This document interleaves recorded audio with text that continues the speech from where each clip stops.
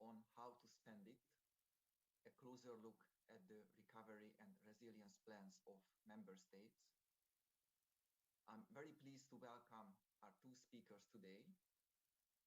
Alexis Patelis, who is the chief economist to the Greek Prime Minister, and Martin Fervey, who is the Director General of DG ECFIN at the European Commission. And my name is Zsolt Darvas. I'm a senior fellow at Bruegel. So let me also welcome the audience who are following this event online.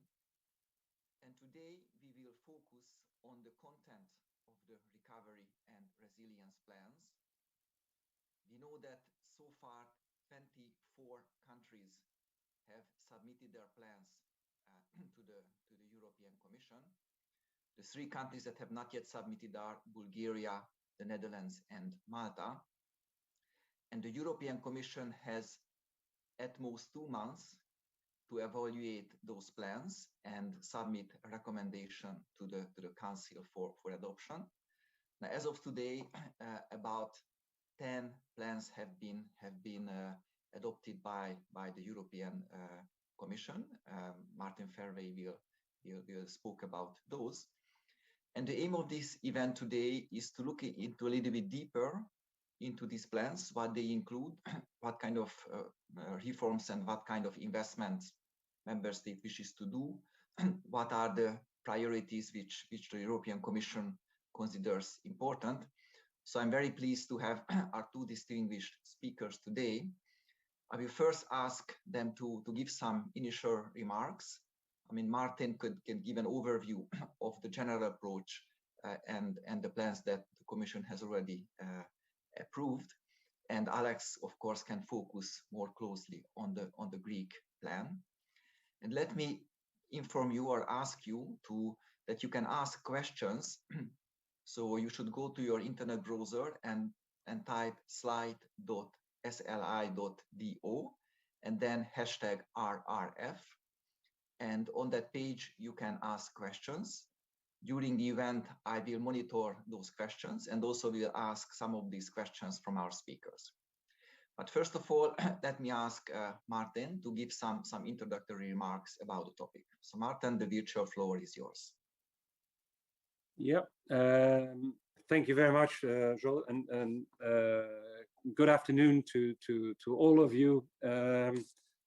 Now, indeed, as of today, the Commission will have adopted 12 proposals for a Council implementing decision on the national recovery and resilience plans.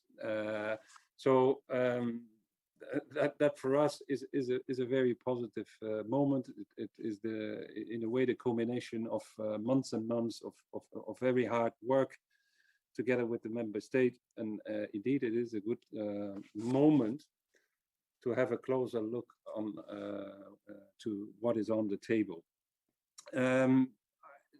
Just before doing that, I want to really briefly recall the RRF essentials, just to make sure that we're all on the same page. So the RRF is the largest program under the Next Generation EU. All in all, an envelope of 672.5 billion, of which 312.5 grants and 360 loans. Now, the basis for support are the national recovery and resilience plans. It's in these plans that the member states detail their reform and investment agenda, and it's on the basis of that plan that the member states and the EU come to an agreement on the milestones and targets that are relevant for these investments and reforms. And a last point on this is it's very important to recall that the RRF is performance based. So the payments are linked to the achievement of milestones and targets. Now, the state of play today is that indeed 24 member states have submitted already a plan, and 12 of these member states, they had submitted a plan before the 30th of April or on, and had not asked for an extension or anything. So it is on these 12 plans that we have been on which the council implementing, or the proposals for council implementing decisions are on the table. And then the other plans will actually follow relatively shortly, as we will continue to make our proposals throughout July. Then a word on the approach that we have taken as regards the assessment. I would like to stress here that this has been a very interactive process with the member states from start to finish. This started already well before the official submission of the plan. So we have had many interactions with the member states, and that continued also after the submission of the plan. So the point that I would make here, it is important in the end to look at what comes out at the end of the process. And if you want to have a good sense of what actually the commitments are as regards investments and reforms, the most efficient way of going about it for now is simply to look at the council implementing decisions, which have a very detailed annex with all the milestones, well, all the measures, descriptions of the measure, and the milestones and targets that have been agreed with the member states. So a few horizontal observations. Now, first on the overall quality of what is on the table today. Now, for the 12 plans that we have, for which we have now proposals for council implementing decision, I can absolutely say that the overall quality is very good, and that follows also from that very intensive process that I've just described. And it also means that the quality, generally speaking, has improved throughout the assessment process. And so we have really made a collective effort, the Commission and the member states, to get the plans to as good as possible to make sure that also the assessment criteria are met with convincingly. So that's one. Now, a very important requirement, even though certainly not the only one, but an important requirement in the legislation is that all or a significant subset of country-specific recommendations are met. Now, if we look at the first 12 plans, this is clearly the case, and we have also made sure that there is also a level of horizontal consistency there. So what we are doing, we have applied also the methodology that we normally use to track the progress of CSR's implementation, and then applied it also to the plans, and then looked at, okay, how much of these CSRs are or will actually be satisfactorily addressed if the plans are implemented. And what I can say is that if you apply that methodology, that somewhere between so for the 2019 CSRs, which are the more reform-oriented CSRs, about if plans are implemented, about 70% of across the board of these CSRs would be implemented, and that around 80% of the CSRs for 2020, which you can compare to and I think Bruegel has done some work actually on that in the past. If you backward looking, and I think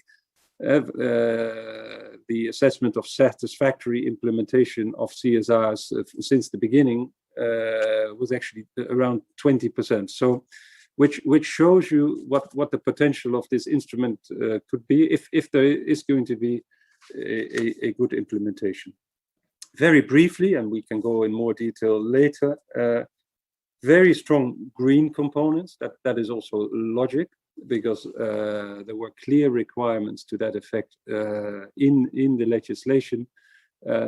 Just for now, suffice to say that on average, we actually see that member states invest slightly more than was prescribed in the legislation. That certainly also applies to the digital target, which is exceeded with an even larger margin. And again, happy to provide more detail in the conversation on that later on. Then, and also, even though that was not a specific target, but an element that drew a lot of attention, and rightly so, also from the European Parliament, is the, let's say, the investments in human capital. And even though there is no target for that, what we can see now is that around 21% of total allocations are actually dedicated to that, and that ranges from so lots of investments in skills, in education, in measures to improve the functioning of the labor market, etc. For all these, it's for the green, for the digital, for the investment in human capital. In all cases, it's a mix actually between the investments and reforms, which we see as very positive, because it improves the coherence of the plans, and also provides more assurances that actually something good will come out of it. A last point that I would like to make, and it's certainly also relevant for the Greek plan, which will be discussed. I'm very, very happy to see that actually those member states for which the issues related to public administration, to the judiciary, more generally the governance, were flagged as important in the country reports. They are coming forward with very, very ambitious measures in that domain, and personally, also from my background, I think that is excellent news, and I think we should all hope and try to contribute to the success of that, because that has the potential actually to make a real change. So let me stop here. Thank you. Thank you very much, Marta, for this nice overview, and also going into some of the specific issues. Before going to Alex, let me have a quick follow-up question, because you mentioned that there was a lot of interaction between the Commission and the member states, both before submitting the plans and after, between the submission of the plans and the Commission's proposal. And I wonder if you can briefly summarize how much changes do this Council implementing decision incorporate compared to the plans of that member states originally submitted? Yeah, well, I cannot give you a mathematical expression of this, because a lot of this interaction, but I can give you examples of this interaction. Just to one requirement in the legislation, and it's a difficult requirement in the legislation, is to comply with the principle of do no significant harm.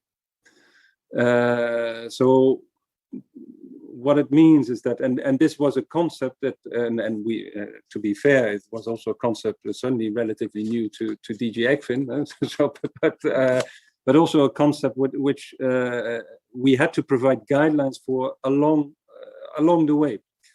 So this was a difficult concept for member states, and it's a rather demanding thing. So we have had to have many interactions to go over all the measures to see whether they would actually comply with this principle. If not, then we could do either two ways, either to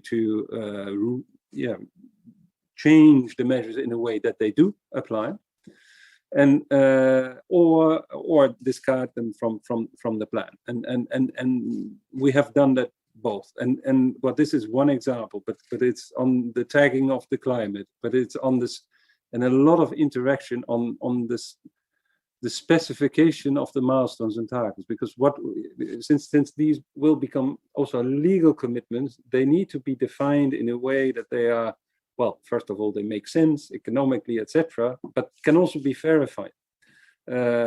So they are unambiguous, and that also requires lots of clarification on the descriptions of the measures, so that we all understand the same thing with that. So these are just examples of and then obviously we have had also discussions with member states on if we found that the balance, for example, on the CSR coverage was not sufficient. And this does, by the way, not apply so much to Greece, because they came forward with quite ambitious plan from the beginning. But in some other member states, we have had more interaction on those.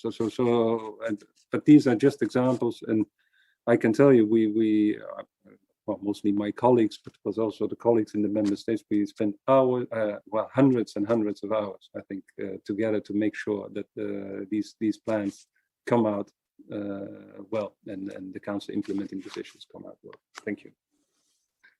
Yeah, thank you, Martin. I can well imagine how much work it's included.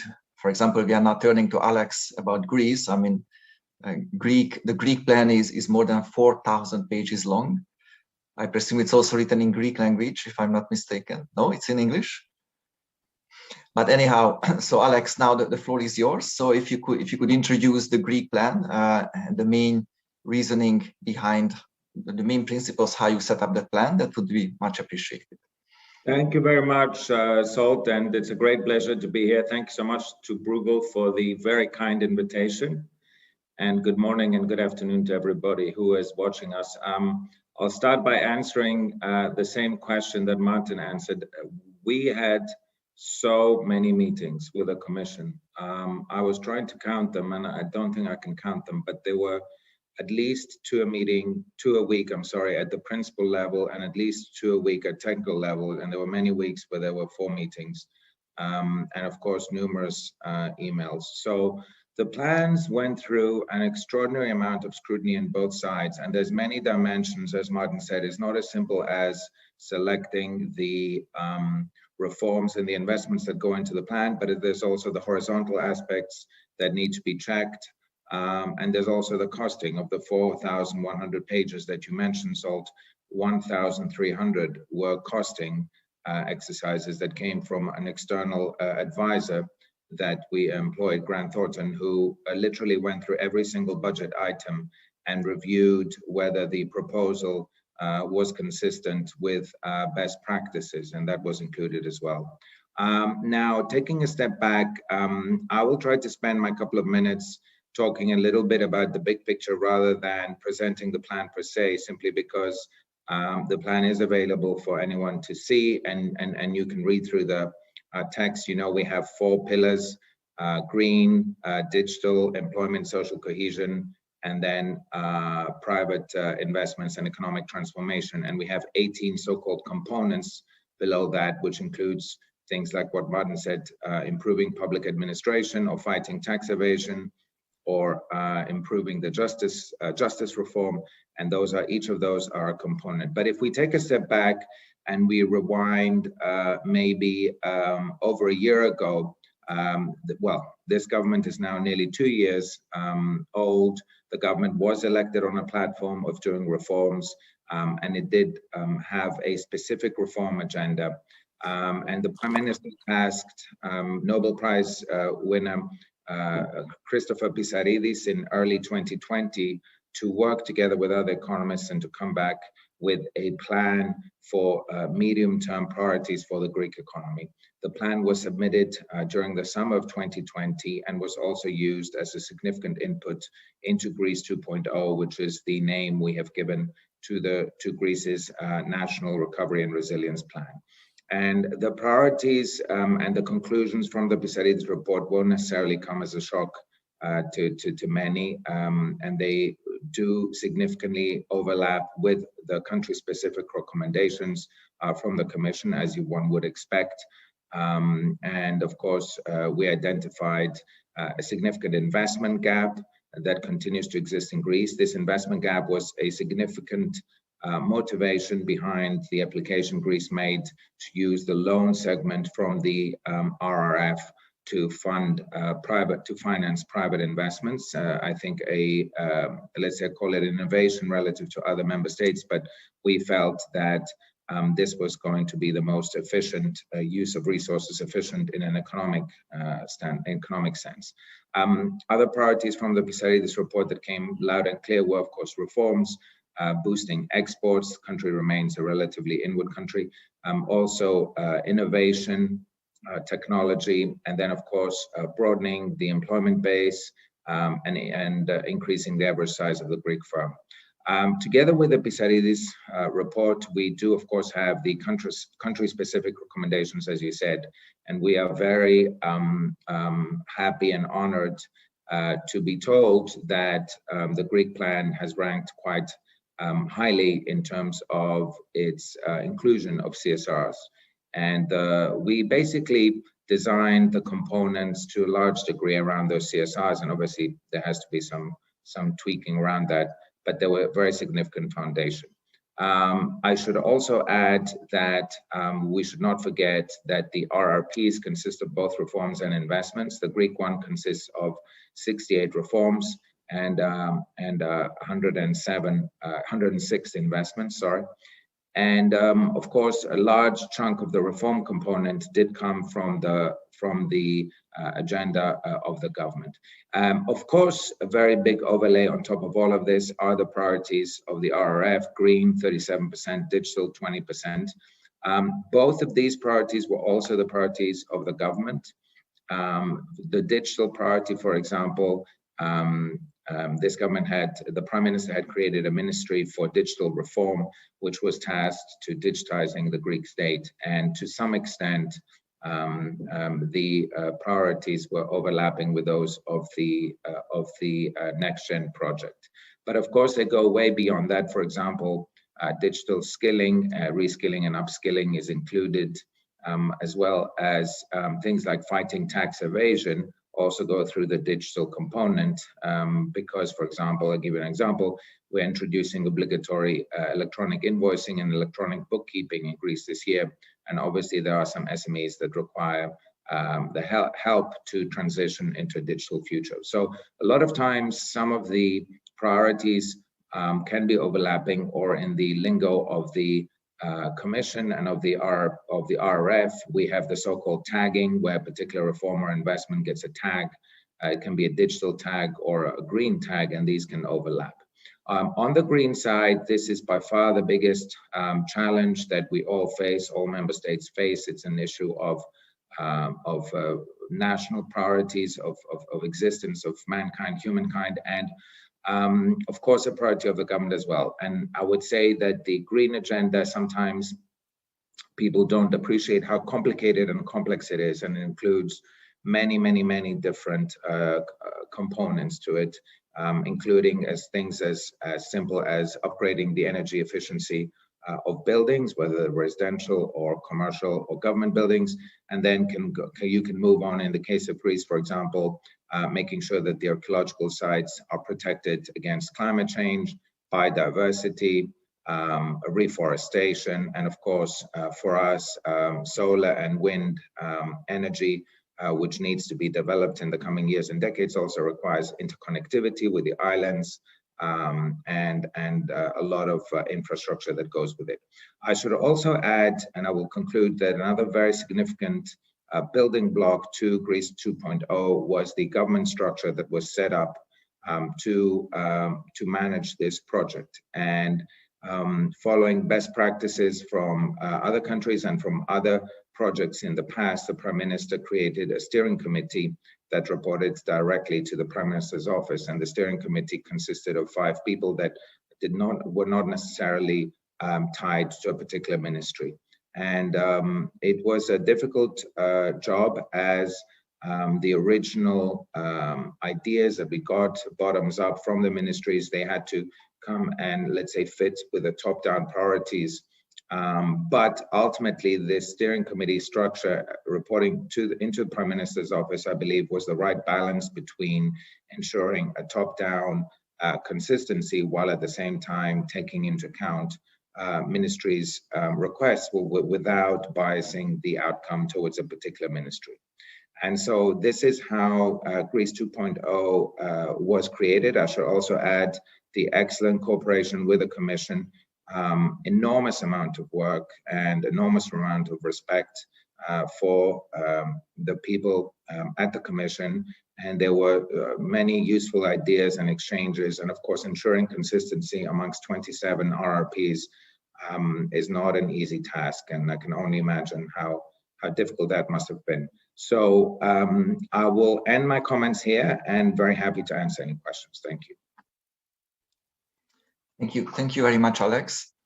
Now let me come back to you, in fact, to both of you, on the issue of country-specific recommendations, because both of you mentioned that that the plans incorporate a very large share of these recommendations, while in the past the implementation of these recommendations was very, very low.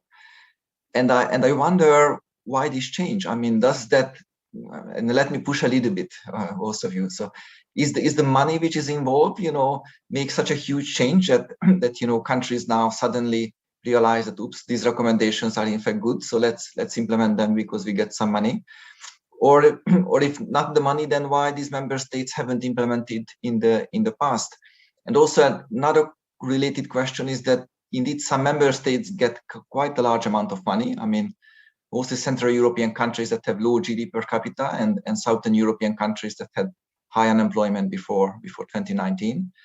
But Western European countries like Germany, Austria, they get relatively low amounts of money. And also these Western European countries implemented these recommendations to a very low extent in the past. So why is this change in implementing the recommendations? Let me first ask Alex in the case of Greece, and then Martin for a broader view of many countries. I can only answer on behalf of Greece, and you're obviously going to know what my answer is going to be, which is that the government believes in reforms, and that's the main difference. Of course, the government was elected on a platform of reforms, and many things that were included in the CSRs were also part of the agenda of the government. And there are sort of no-brainers, for example, fighting tax evasion or upgrading the justice system. But I would say, to broaden my answer and maybe address your broader question, it's always a question of carrots and stick. I don't think it's fair to say that it's because there's money being dangled. And I don't think it's fair to say that that nothing would have happened without NextGen. At the same time, there's a lot of, there's a long academic literature on coordination failures and on difficulty on ensuring the right outcomes, on making sure that you can credibly pre-commit.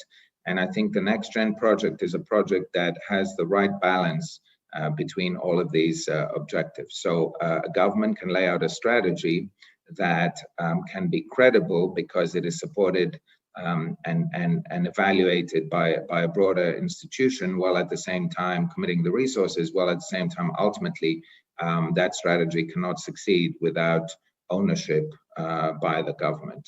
But we don't have to go, I don't think we necessarily have to go only through the CSRs. I should say there's a issue of sequencing with a lot of these things, both in the digital and in the green revolutions. For example, in the digital revolution, there are some projects you need to do at the beginning, and there's some projects you need to do later. And only a government can do this, the necessary sequencing. You need, for example, I'll give you an example. Greece has done its 5G auction. Now we have set up a fund to invest in 5G services, and later through Greece 2.0, there will be 5G in Greek motorways as part of the European project. So would this have happened without NextGen? Probably not. But is it happening simply because the money is there? Not really. So I think it's sort of a combination of all of the above. Thank you. Thank you very much. Martin, may I turn to you? Yep. Okay. I would mention a few things. First, I think there is the process itself, which I think by any standard, well, and what is very important here, that indeed it is the member, in first instance, it's the member state that come forward with ideas on which then there is an interaction with the Commission.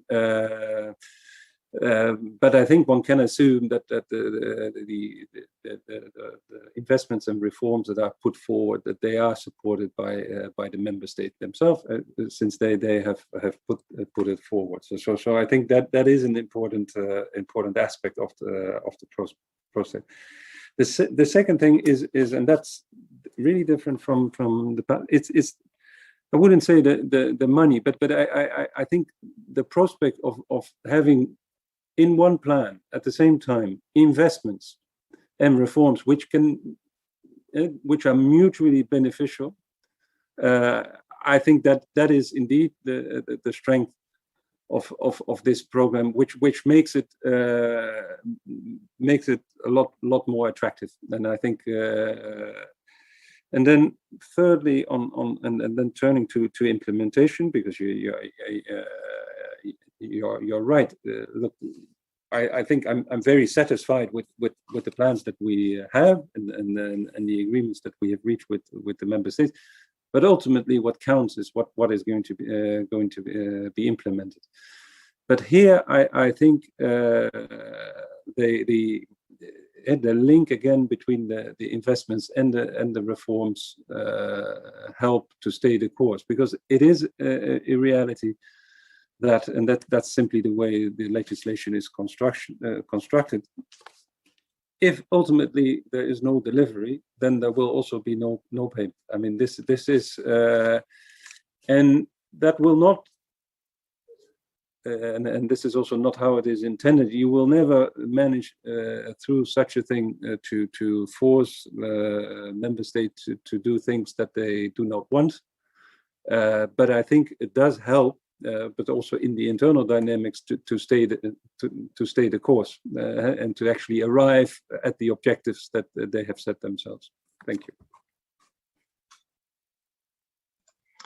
Many thanks, Marta. So let me again ask a more broader question on how important the next generation EU is in rebuilding Europe. Now, what we know that so far the countries applied for almost the full amount of grants which is available for them. So altogether, that will amount to about 2.4% of EU gross national income, an annual gross national income of 2.4%, which will be distributed over a period of 6 years. And so far, 7 countries applied for loans. 3 countries, including Greece, also Italy and Romania, applied for the full amount of loans, which can take 6.8% of GNI, and another 4 countries for a smaller amount of loans. Now, we don't know whether countries will apply later or not, but altogether that might add an additional 1.2% of EU GNI. And my question is that how significant this program is. And this significance also relates to the principle of additionality. So whether the proposed plans are additional to what countries anyway planned in the past, or they just, or at least partially, plan to use or replace national financing with European financing. Now, in the case of Greece, I can imagine that almost everything is additional, because Greece gets such a huge amount of money that, I mean, more than 10% of GDP in grants, another 7% in loans. So perhaps a very large share of Greece, if not all, is additional. But for other countries that get relatively little, there might be some scope for or issues for additionality. So how do you see the overall significance of the recovery plans in rebuilding Europe after the pandemic, and also in light of what is additional and what is just changing the source of financing? Let me first start with Martin and then with Alex. Yeah. Okay. To these questions on the significance of this, I see the significance essentially coming in three steps, in 3 layers.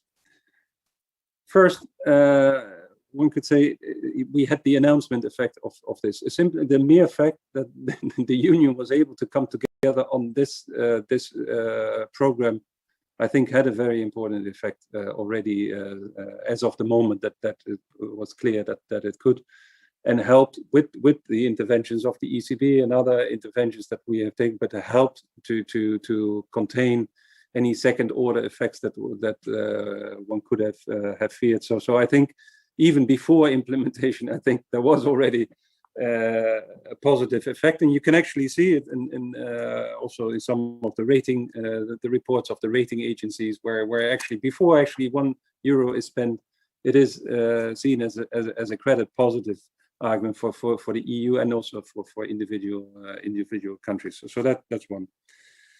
Then there is a let's say a direct effect of the money being spent. So let's say the investment effect. So you may have seen that in every council implementing decision, we give a quantification of what we think the impact on that particular member state will be. So we do that with our Quest model.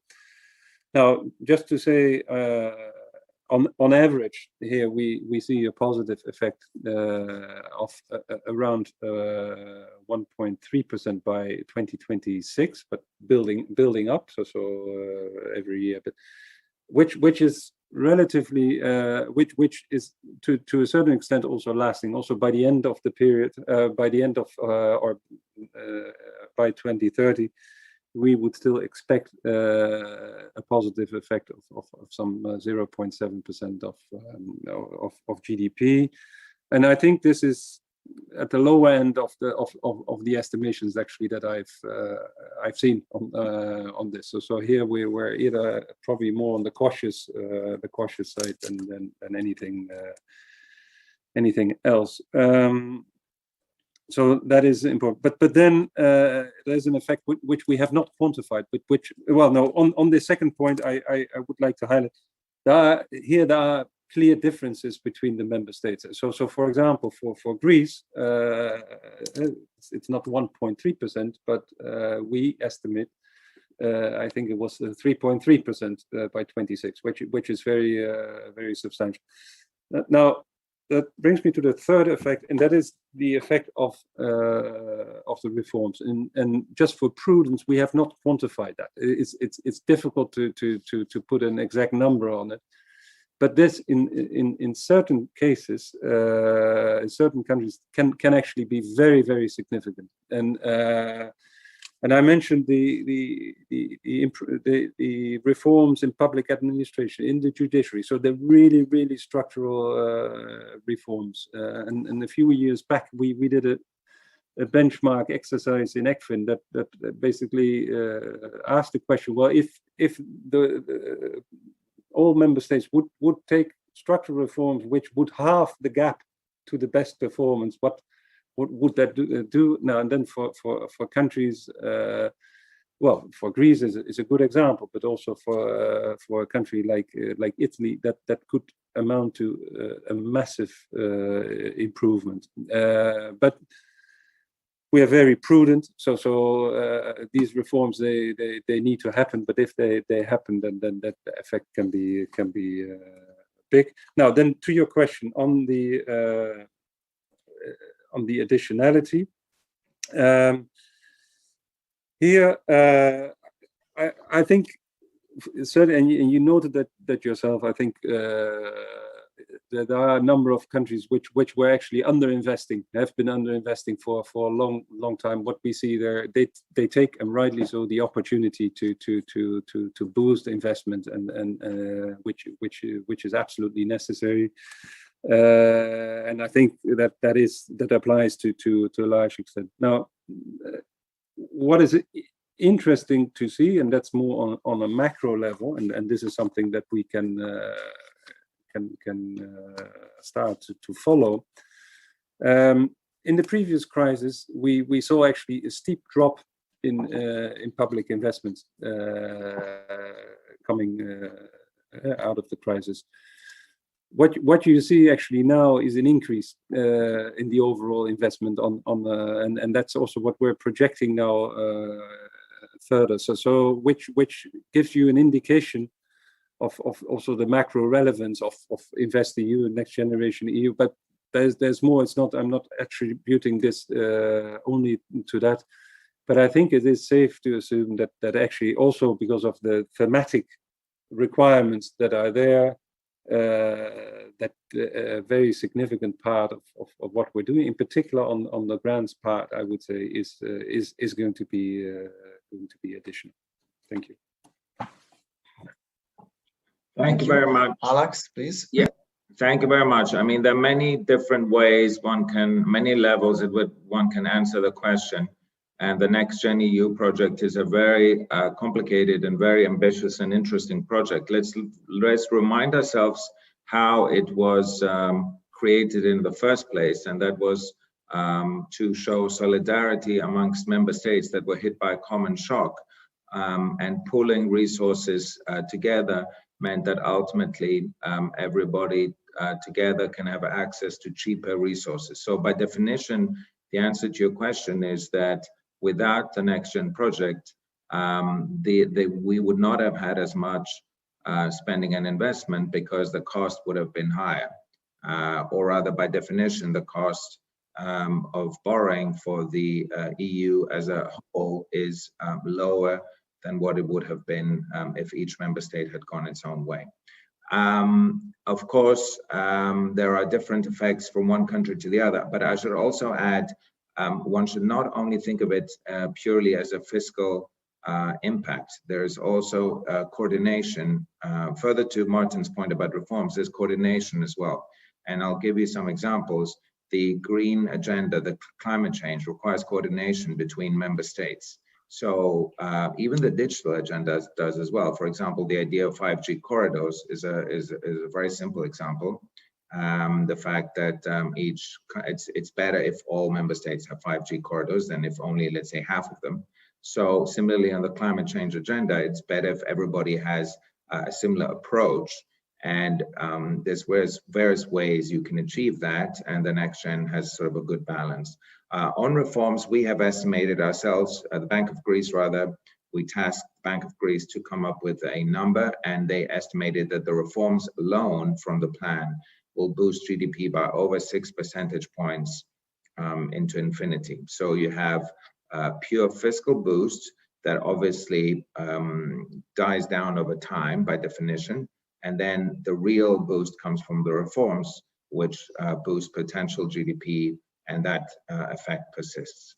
In terms of the loan segment, as I mentioned, for us, 13 billion will be channeled, half through the 4 systemic banks and the other half through EIB, EBRD, and other European institutions into financing private loans. However, under 5 criteria, we are going to receive support. You need to have eligibility. Eligibility comes number 1 for a green project, number 2 for a digital project, number 3 if you're supporting exports, number 4 if you're supporting research and innovation, and number 5 if you're boosting mergers and acquisitions. Now, would all of this have happened without Next Gen?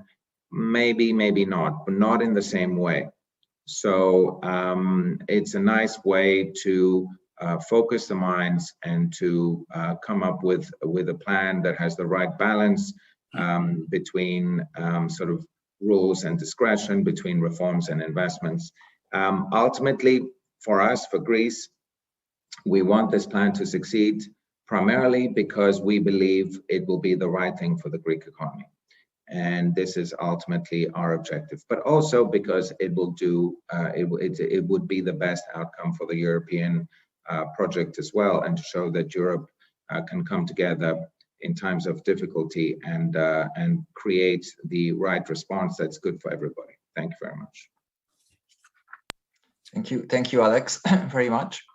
Now questions are already coming. In fact, there are many questions already on Slido. So let me read the most popular, because people also can vote. Let me also encourage the audience. You can go to Slido, and if you see a question that you would like me to ask, then you can like it, and it will go up on the ranking, and I will certainly notice that. So one question by Philippe Goudin, who asked, particularly from Martin, how will you assess compliance with milestones and targets during implementation? And the second part of the question, that will you send people on the ground, like for ESM programs?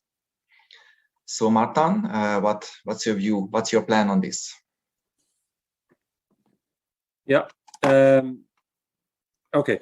So how this will work is so once the plan is adopted, then it's first for the member states to start implementing the plan. We will be in regular touch, regular contact with the member states, also quite frankly also to help where possible, and to see but also to avoid that we're completely surprised of what is going to happen. So there will be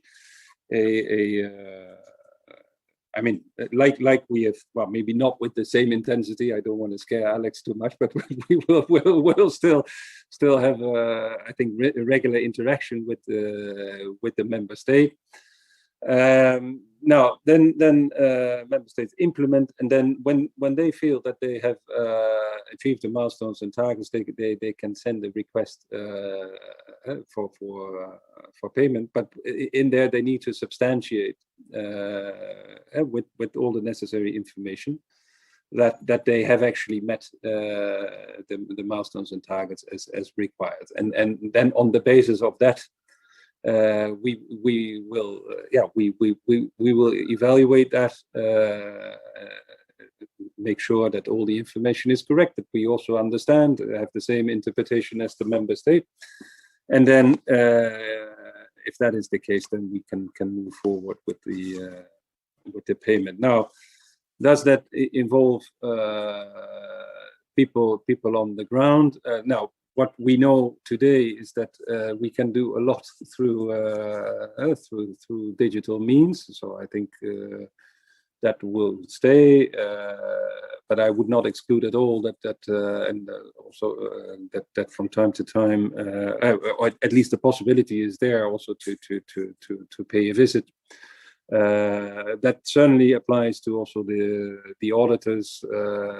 Because there's a lot of expenditure involved, so there are checks and controls and audits on how money is spent, and that may require also measures on the ground, and more generally, but that we need to discuss with the member state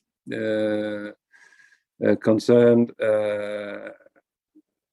We have also the technical support instruments, so we can have people in that sense on the ground to help where that is found useful. So that's a bit how I would see it. Thank you.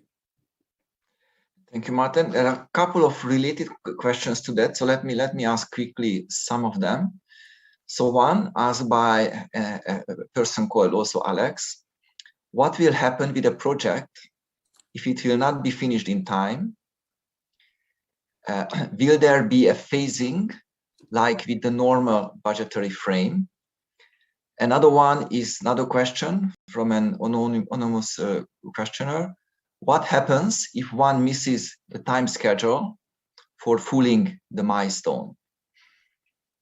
So if you could address these related questions on the milestone and target. Yeah, no, they are indeed very much related. So this instrument is different from structural funds. It's important to realize that. So we have agreed milestones and targets with member states, and they can also relate to investments. So, and the only thing that we can again legally look at is whether at the agreed time the milestones or the target, whether that has been met or not. Now then the question becomes relevant. Okay, but what happens if this milestone or target is not met, be it related to investment or reform. Then, to be very clear, we cannot pay simply by law if for milestones that have not been achieved. So that is now. What that means is the following.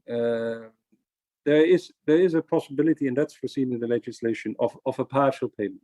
So let's say we have 10 milestones and 9 are met and 1 is not met. Then there is a possibility to reduce somewhat the payment for this the 10th milestone, or to reduce the payment and to go ahead with the disbursement of a reduced amount for less milestone, and then the member state gets a bit more time to implement that milestone, and once it's implemented, then the rest can follow. So that's one.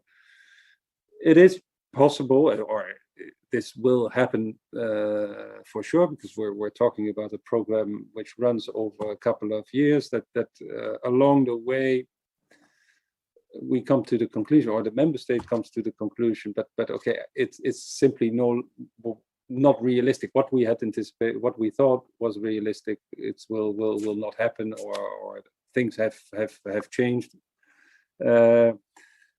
Now, what is possible is that at such a moment, a member state submits an amended plan.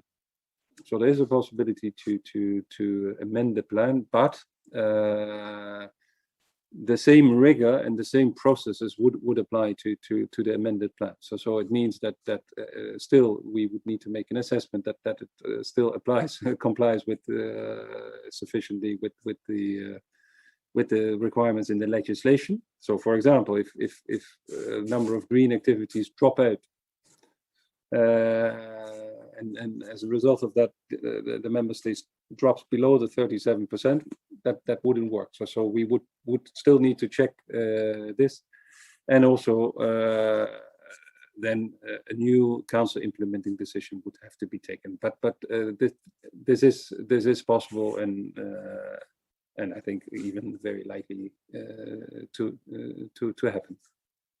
Thank you.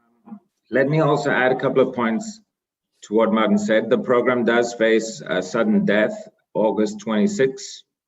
The money is not spent by then, it's gone. So we have taken that on board and have planned for the projects to conclude at the end of 25 to allow for some overrun. There's also another very interesting aspect that is not widely appreciated, which is that the program is based on budget and not on execution. What that means, if I budget something for 100 million and it ends up costing 150, tough luck. So that means that the costing had to be done in a very correct way, which is why we have 1,300 pages costing. So the member state effectively takes the risk if the calculations were not correct. So I would also say that for Greece, we prioritized projects that were more mature, that we knew would be able to be completed within the time frame, and that we had a good understanding of the budget and had some basic preparation to them. And that's really how we went about it. Thank you. Thank you. Thank you for both of you. We have 6 remaining minutes and many remaining questions. So let me ask a few of them and ask you to be as brief as possible. The first question is to both of you. Maybe we start with Alex and then with Martin. Is about absorption. So someone asked that traditionally absorption has been very low. Is it a concern, the absorption capacity? And let me add to that member states in the coming years not only have to absorb the recovery money, but also the standard multi-annual framework money, and also the leftovers from the previous multi-annual framework. So there's a lot to absorb. So very quickly, first Alex and then Martin, what's your view on absorption? Well, my short answer, because we get this question a lot, is number one, Greece is now ranked number 2 amongst the 27 EU countries in terms of absorption of the 2014-2020 ESIF funds. And second part to the answer is we have set up a implementing task force that will focus precisely on achieving high absorption. Thank you. Yes, from my side, I would say a few words. One is the governance. So in the case of Greece, it's the task force, but it is in other member states. We've also paid a lot of attention to that there is a strong governance, internal governance of the plan, which will be crucial. Second is you will see in the plans that they contain many measures to actually eliminate or reduce bottlenecks to investment, but that also sits on procurement procedures across the board, simplifications which should help and actually also benefit later on the structural fund. And another point here is I think also the involvement of private sector, and I think here also Greece is actually quite a good example. So clearly there is a lot of public investment in the plans, but also investment is also promoted through schemes actually for where basically the private sector are executing, whether it's in the climate domain or in other domains, which I think would also help in terms of the absorption. Thank you. Thank you. Another very interesting question is about cross-country projects. So someone asked whether the Commission is satisfied with the amount of cross-country projects in the plans, or will the Commission have to work towards those cross-country issues in future interactions? And by the way, I wondered if there are any cross-country projects, because I guess if a country plans an investment, it's domestic investment. Now, both of you mentioned that there was a lot of coordination between member states, but I wonder, for example, whether there has been, let's say, both sides of the border, whether two countries planned connecting projects. So what's your view on that? First, Martin, and then very quickly, Alex. Yep. Okay, just to be responding to your question, in almost all plans, you will find projects of a cross-border nature. So they are there. We have quite a bit in IPCIs, in, for example, hydrogen technology, micro electronics, batteries, connectivity, quantum technology, cloud infrastructure, blockchain, you name it. So there is actually quite a bit of that in the plans. The other point I would want to highlight, and is actually a point that earlier made by Alex, to contribute to EU added value, or to have EU added value, it does not always have to be literally a cross-border project. So it is by doing the same or things that are complementary. Just to take a very simple example, charging stations for electrical vehicles. Now, you don't need to have a cross-border project for it, but what we see is that actually across Europe there will be a massive investment in charging stations. Well, if you think about it, well, now the tourist season is coming, and it's actually quite nice if you can take your electric car and know that you can drive through the EU without having to be worried that you cannot recharge your car. This is a very simplified example, but there are many of these well, let's say national projects, but which have a clear added EU added value. I don't have anything to add to what Martin said. Thank you. And we have just 1 minute left. So let me ask just a question on data. Someone asked whether the Commission plans to make data available about project completion, payments, for use of research or whatever. As I recall in the regulation, the Commission will have to do a scoreboard, but I guess the scoreboard will be quite aggregate, and whether the more detailed nitty-gritty details of each project or at least major programs will be made available. Yeah. Now, I think we would strive for maximum transparency, and we're doing that now. I mean, we're laying out everything literally on the table. So, and we will continue to do so. We are in the process of also discussing with the members, with member states, but also with Parliament, several delegated acts, which are also about reporting. So there we will need to see. But from our side, whatever we can create in terms of transparency, we will do, and I would expect that the kind of information that was asked for, that we will make that available. Yes. Thank you so much to both of you. Unfortunately, the time is over, even though there were many interesting questions on Slido, but we have to stop now. So my last word is, again, thank you so much for participating in this discussion and sharing your thoughts with us. And certainly this is just the beginning. I mean, now the plans will be hopefully approved soon by the Council and start being implemented. So I hope we can also count on you for similar events in the implementation phase, when we will have already some knowledge of how implementation actually goes. So I hope to see you at some Bruegel events later. And again, thank you so much for both of you for participating, and all the audience for following this event. Thank you and bye-bye. Thank you. Thank you very much. Bye.